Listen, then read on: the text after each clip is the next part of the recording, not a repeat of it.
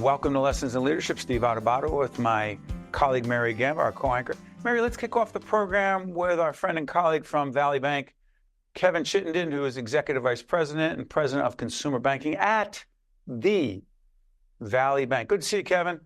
Great to see you. Happy to be here. You got it. Hey, Kevin, first, let's everybody know we do I think we're 4 or 5 years in, Mary, maybe more, of the Valley Leadership Academy that we've been facilitating for years. And Kevin has had so many members of his team in the Valley Leadership Academy where we do leadership and communication coaching. Real quick, without being overly promotional for us, which is not our job, why is it important to do leadership development in an intentional, proactive way, Kevin? Well, my opinion, just having structure around leadership is important. Often you have kind of, I guess, people that are not refined in leadership. And I think giving them structure helps them think about how to become a better leader. Along those lines, you are also a coach and mentor to your people. Is that something that you've learned over time, or did you have some skills and tools when you first got this gig to do those things? I've been mentoring a long time. It's something I've always really believed in. And, for me, the better I can make the team of people around me, the better it makes my whole team perform. And so it's a great way to develop future leaders. Yeah. And I have a lot to give. Well, it's interesting. Let me jump in here. We were joking before we got on the air about this book. That's one of my favorites, called Thanks for the Feedback. Do you think most people, Kevin, before Mary jumps in, I always say Mary gives me feedback whether I want to hear it or not. And I don't mean the feedback, oh, you're terrific, you're great, because I like that. Except that's not what we're talking about. We're talking about feedback around one's performance, behavior, whatever it is, that's really not the best, exceptional, and needs improvement. Do you think most people are saying, hey, Kevin, thanks for the feedback, when it's tough to hear feedback, or would they rather not hear it, you say? I think that most of the people want feedback. It's probably how it's delivered. Some people, if you deliver it in a way that's going to be attacking to someone, it's not going to be received well. I think it's kind of how you provide feedback, negative feedback. Yeah, but I see. It's funny, Mary. Negative feedback. I knew you were that word right there. Constructive. We'll call it constructive. But Mary, is that semantics? Well, it is, but it isn't. And Steve and I have been doing this now, Kevin, for 24 years. So we've been coaching and talking about the fact that once you say negative feedback, or you're going to give me some, not glowing or bad feedback, people shut down and get defensive. Where if you say, listen, I'm going to give you some constructive feedback, some areas for improvement, it tends to be received a little bit better. So that's the nuance there. Yeah. I'm going to say this. There have been times, no matter how it's delivered, Kevin and Mary, that people still get defensive. But go ahead, Mary. I won't get on my soapbox. There is no way to pivot here, but I'm going to do my best anyway, because one of the things that I know we really want to touch on today with Kevin is first-time home buyers. So when it comes to feedback, I remember my financial advisor giving me the feedback that I didn't have enough money to buy my first house. So, but a lot has changed. For a big raise? Yeah, that was, oh my gosh, that was 21 years ago, Steve, that I've been living in the same house. So it's been a long time, but I do remember that feeling. So tell us what's going on right now in terms of affordability and down payments needed. What are the trends? What are you seeing? And what do first-time home buyers watching today need to know? Yeah, I think we've been over the last, I would say, 18 months where we've really had probably the most challenging time in first-time home buyers that I can recall. And I've been doing this for more than 30 years. And so when you looked at price of homes skyrocketing, interest rates skyrocketing, inventory down, it just really was a perfect storm for first-time home buyers not to be able to buy a home. And that's still part of the American dream, is to own a home and build wealth. And so I think for most first-time home buyers today, the good news is that obviously interest rates were over 8% not long ago. They were down around 6%. So affordability is starting to come into line.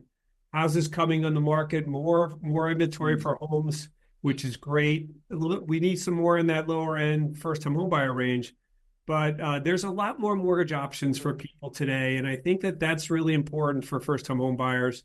You can get into a home with very little down, 3% down, and you can, obviously you need to have good credit and those types of things. But I think from a first-time home buyer standpoint, it's getting better. And I'm very bullish on 2025. I want to follow up on Mary's point. Mary, your first home 21 years ago?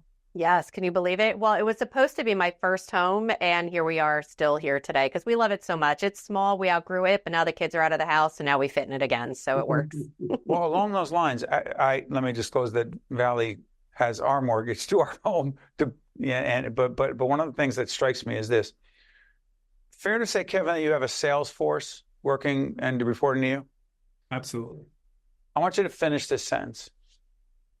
A great sales leader is that different? And P.S., is it different than a great salesperson? Well, yeah, I think so. Sales leader is someone that's going to lead by example, be out in the marketplace with their team, help them become better salespeople, for sure. And they just really need to create a culture of success with the sales team. I think that's critical. A great salesperson is someone who's out there doing the job every day. To me, that's someone reporting to that leader in many ways. And so for me, we have people out there who are meeting with realtors or sitting down with customers every day. That's a great salesperson who knows their products, knows what kind of really asking probing questions of the customer so they get the best need for the customer. It's really about providing that consultation. We call our sales team home loan consultants, and that's purposeful for what we want them to do. Home loan consultants. Yeah. So I want to be clear, and this is interesting, Mary. You and I, when we're doing business development coaching, we don't call it sales coaching, but it really is what Kevin is talking about. We have a line, the slogan that we try to live by. It's about them. And what I mean by that, Kevin, is you said your people are asking probing questions of the customer about them, their needs, their wants, their challenges, their situation. Is it ultimately about them and not really about Valley making a profit? Of course you need to make a profit. We do too. But isn't it real great sales about them? So, I've had some unbelievable great salespeople over the years. Their number one goal is to take care of their customer, because any type of probably sales in any environment, your best referral sources for your future are of the customers that love you, are raving fans. And so if you do right by them, you put them in the right product, you tell them hey, you can't afford this now, but maybe 6 months down the road, those types of things, those people are going to provide you better consultation that will create a really caring environment for the customer, and they'll come back. Well said, Mary. Last question. Kevin, let's just talk about wellness. And I say I shouldn't minimize it, but with the Valley Leadership Academy that we're doing, we're coaching leaders, and a hot button topic has been wellness. How can we be effective? How can we reach those numbers, reach our goals, but while also still focusing on our wellness? What are your thoughts on that? So I think the biggest challenge today is probably just work-life balance to me. And I think that when you look at all the challenges that, all the environment that is attacking us from, phones and social media and all these things that, I have, you probably do 3 screens going all day long. So just really try to find time for quiet time, certainly just having balance for your family and for yourself. I think too often we don't take time for ourselves, and whether that's taking a walk every day. I personally, every day, go for a walk at lunchtime just to get out and, get fresh air, try to reset my brain for the rest of the day. I think those things are really important for overall wellness. Yours is at noon. Your walk's at noon. Mary, yours is at 5 p.m.? 5 o'clock, between 5 and 5:30. Even yesterday it was raining, and I said, we're going. It's important, right? I mean, you have these screens that are shouting at you all day long. So you got to get away physically in order to get mentally away. Kevin, thank you for joining us, and to you and the team at Valley that we've been working with for years. And Ira, by the way, check out our interviews with Ira, Yvonne, who's the head of, it's not HR, it's people resources. Yeah, and it is all about the people, and a whole range of other executives and leaders at Valley. Check out our website, see those interviews. Kevin, thank you, my friend. All the best. My pleasure. Glad to be here. You got it. Stay with us. We'll be right back. This edition of Lessons in Leadership is made possible by the Buccino Leadership Institute at Seton Hall University, Prager Metis, Valley Bank, the International Union of Operating Engineers Local 825, the North Ward Center, the New Jersey Sharing Network, the Helix, Horizon Blue Cross Blue Shield of New Jersey, Fedway Associates Inc., Port Authority of New York and New Jersey, Choose New Jersey, and Seton Hall University, showing the world what great minds can do since 1856. This is Mary Gamba. If you want more leadership tips and tools, log on to stand-deliver.com. That's stand-deliver.com. Promotional support for this edition of Lessons in Leadership with me, Steve Adubato, and my colleague Mary Gamba has been provided by NJ.com, NJBIA and New Jersey Business Magazine, CIANJ and Commerce Magazine, and the Meadowlands Chamber and Meadowlands Media. Lessons in Leadership would like to thank our newest sponsors who make our programming possible, including the Helix, Horizon Blue Cross Blue Shield of New Jersey, and the Port Authority of New York and New Jersey. We're now joined once again by Roger León, who is Superintendent of the Newark Public Schools, the largest public school operation in the state. Is that fair to say, Superintendent? Absolutely true, my friend. Great seeing you. Great seeing you. As we get to the back end of 2024, what would you say the number one accomplishment is of the Newark Public Schools? Number two, clearly the greatest challenge as we move into 2025. Please, Superintendent. So of the major accomplishments, there are a wholesome lot of them.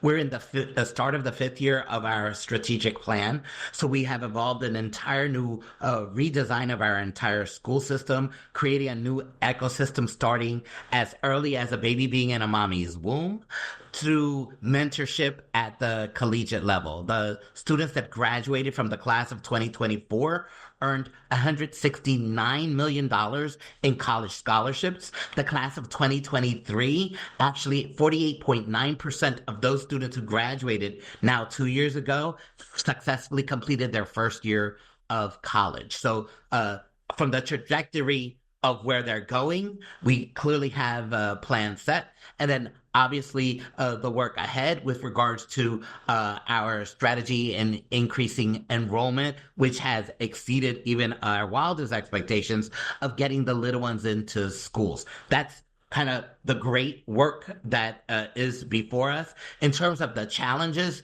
obviously the realities of the impact of the pandemic linger. And so from our emotional... Superintendent, how so? Because I'm sure there are all kinds of impacts, but the most significant impact from COVID educationally in Newark is? We know that there are students in Newark and even across the country that were good during the pandemic, meaning that the way that they received remote instruction worked for them. But the overwhelming majority of students in Newark, that entire experience did not work for them. And I'm not trying to say that a child from Newark is different from a child in any other part of the country. I'm saying as a kid from Newark, there's that interaction that we actually need in our classrooms between and amongst students, between teachers and support staff, that is quite unique, that a child actually needs to have the presence of somebody who cares about them like our teachers do in the room with them, and that the realities and however hard we worked during the pandemic to bring about the best instructional program, knowing that everyone was evolving in how to strategically do that, everybody did their best. We know that our best work is when we're actually with students in school and interacting, whether it's one-on-one in groups or in classes as a whole. So the impact of the pandemic is what I see as the challenge. While I don't want to blame COVID for anything, the reality is that its impact have lingered, and we're working aggressively towards addressing students' needs on two fronts: on the academic programming, and then what the pandemic unveiled, which was the social emotional learning needs of our students, that it wasn't some students needed assistance and support beyond the academic programming, but that the overwhelming majority of our students not only needed it probably prior to the pandemic, but definitely need it post-pandemic. I was remiss early on. I should have disclosed that the Newark Public Schools has been one of the underwriter sponsors of our longtime Stand and Deliver Leadership and Communication Development Program for our nonprofit, and continues to support our programming as an underwriter. But Superintendent, let me try this. You talked about the impact of COVID. You've seen a series of articles in different publications, but in NJ.com, I want to understand, A, if this is correct, and B, how you respond to it. That according to NJ.com, less than 20% of the third graders in the Newark Public Schools can read at Newark level, as you read at third grade level. Less than 20% of third graders read at third grade level. Reading proficiency. To what degree, A, how do you explain it? B, how much are you arguing COVID is a part of that? So we know that we want to make a clear distinction between student performance on the state test and the ability of children to read. So when people are saying the students performed on the NJSLA, which was the state test in third grade, at a proficiency level less than 20%, that is not untrue. That is a quite big difference from then saying how many children actually can read. That one doesn't correlate with the other at all. What's the difference, Roger? Well, we know that there are state standards by which the students are evaluated on an assessment for a 4-day, 5-day period, right? And so the tools that the student utilizes to demonstrate mastery is what's more critical now that we've moved from a paper pencil test to actually an online platform. When we look at the students that are in third grade, as an example, we have approximately 2,500 students in third grade across all of our schools.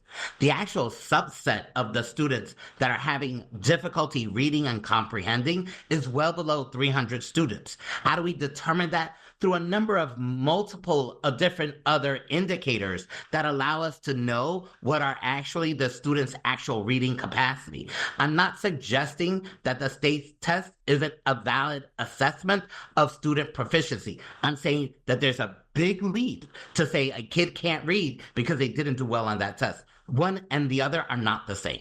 But Superintendent, to be clear, you're not happy, regardless of whether there's a difference or not. You're not happy with where students are today in terms of reading? Absolutely not. No, so that's a whole other issue. The issue with regards to how students are performing, well, obviously there's a lot of work that needs to be done. But if we take it full throttle, we know that ninth graders in our high schools as of last year have in fact outperformed their counterparts from before the pandemic.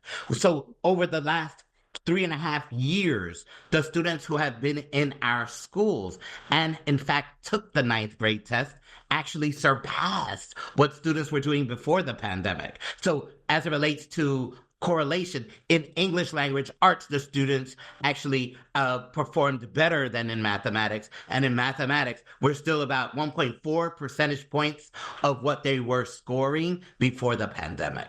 Superintendent, I have to ask you this. We've asked every educational leader this question. I'm going to ask you. AI and public school education, does it worry you, excite you? What? AI and public education in Newark. So I appreciate the pivot, because part of what becomes extremely important, especially in education, is we like doing things a certain way and then not changing it. So what AI has done for everyone is disrupted what we like to call our normal. And so the idea that anything does that brings about the type of change that inevitably would impact kids. Anything that's new, we worry about. The work that we're doing and piloting with Khan Academy at First Avenue School in particular, and a number of other schools in the North Ward, where in fact Bill Gates visited our schools, because of the distinction of the work, is in fact what we believe is serving as a model, that it helps aid to and provide assistance for our students, as opposed to replacing that which I already outlined prior, which is that human interaction is extremely integral to our students. So what we're doing is utilizing AI to really provide the type of tutoring and assistance and additional support that students need while monitoring the implementation of particular strategies. Superintendent, I promise we'll continue the conversation about AI and public school education in Newark and a whole range of other issues, including a new universal school schedule. It's 8 a.m. real quick, 8:15 a.m. to 3:05 p.m. Universal across the board, right? True, regardless of the school, specialized schools, elementary schools, high schools, 8:15 is the start time, 3:05 is the end time. Thank you, Superintendent. Appreciate it. We'll talk soon. Stay with us. You got it. Stay with us. Right back. Promotional support for this edition of Lessons in Leadership with me, Steve Adubato, and my colleague, Mary Gamba, has been provided by NJ.com, NJBIA and New Jersey Business Magazine, CIANJ and Commerce Magazine, and the Meadowlands Chamber and Meadowlands Media. Lessons in Leadership would like to thank our newest sponsors who make our programming possible, including The Helix, Horizon Blue Cross Blue Shield of New Jersey, and the Port Authority of New York and New Jersey. Welcome back to Lessons in Leadership. Steve Adubato with Mary Gamba. Mary, I didn't even tell you I wanted to talk about this, but I do. So this is interesting because chapters begin, they end. You know where I'm going with this? No, I don't. Not yet. I always get a little nervous, but also excited at the same time because I think I've got it no matter what you throw at me. This is the September edition, I think. I've been writing a column in New Jersey Monthly for a decade plus, Mary? At least, yeah. Yeah. So I wrote my last column for New Jersey Monthly in the September edition after over a decade. And please check it out. We'll put up the website of New Jersey Monthly. Check out the September edition. It's called Garden State of Mind, a fond farewell of a decade plus of contemplation of New Jersey politics, sports, neighborhoods, and more. Okay. It's got a cartoon of me, which is pretty ridiculous, but I think it's great. I thought you looked a little bit like Bruce Springsteen in that photo, actually. Well, then it's good. I like it. No, make sure we show a graphic of that. I didn't mean it's ridiculous because I always think I look better, but that's just not true. Kudos to the cartoonist. That's not the point. Here's why I'm bringing it up. So the column comes to an end. And here's what's interesting. Years ago, I used to write for, remember I used to write for the Star Ledger. I wrote a column every month. Yeah. That was every week, Steve. Every week, called The Communication Coach. Mm-hmm. There's a reason I'm mentioning this. People saying, where's he going with this? So for a long time, many years, I wrote The Communication Coach. And I remember getting a call from the editor of the Star Ledger when more people read newspapers. I think I'm one of 8 that still read newspapers. April, what are you laughing at? Our makeup artist. So I remember I called you. I go, Mary, they killed the column. And I remember being distraught because I would look at things. There's a point to this, trust me. A rejection, an ending of something, your show got canceled. Not that I don't know anything about that, which I do. Or your contract's not being renewed. My contract was not renewed at MSNBC years ago. I got fired in 2002 from what network, Mary? ABC? ABC in New York. What does this have to do with anything? I'm convinced that how we choose to deal with an ending of something, a rejection of something, whatever you want to call it, is in us. Because I remember when they were like, listen, Steve, we're going to know the column's run its course. Mary and I were like, okay, what do we need to do now? What do we do next? And the truth is, lessons in leadership, which is ironic, lessons in leadership, the whole concept of it, and you remember this, Mary, came from the Star Ledger canceling the column. Because I said, Mary, why can't we just, when I say I write a column, I mean Mary and I write the column. We write it together. It's a collaboration. That's where the book came from. We started writing chapters and then Lessons in Leadership 2.0, the tough stuff. Trust me, the point of this whole thing is it isn't rejection, failure, loss, ending, canceling, not renewing a contract. It's what you do after that. That's how Lessons in Leadership started. Because I said, Mary, let's write a column And then there were enough columns, and we said, wait a minute, we have a book. Wait a minute, we could turn that into a seminar series. How about this? Mary, is this a product of having the Star Ledger cancel my column? I think it is. I really do believe that it is. And it's a goofy expression, but when one door closes, another opens. And kudos to you. You were always reinventing, turning that, those lemons into lemonade. And other people would have just been like, oh, just one less thing I have to do. And you said, no, we are going to take this. We're going to pivot. We're going to innovate. We're going to adapt. And this started as an audio podcast way back in the day, which was super. We weren't even on video, and that's why I agreed to do it. And then somehow you sneakily got me on video as well, and here we are today. So it's been a wild ride, but you bring people along with you, you build them up with you, you teach, coach, and everything that we talk about in those chapters in terms of innovation, leadership, pivoting, reinventing yourself. You are continually reinventing Mary, yourself. I don't want to turn this into something like, oh, look at what Steve's doing. Sorry. No, don't be Mary. I just, when one door closes, another one opens. No, but I don't know if I believe that.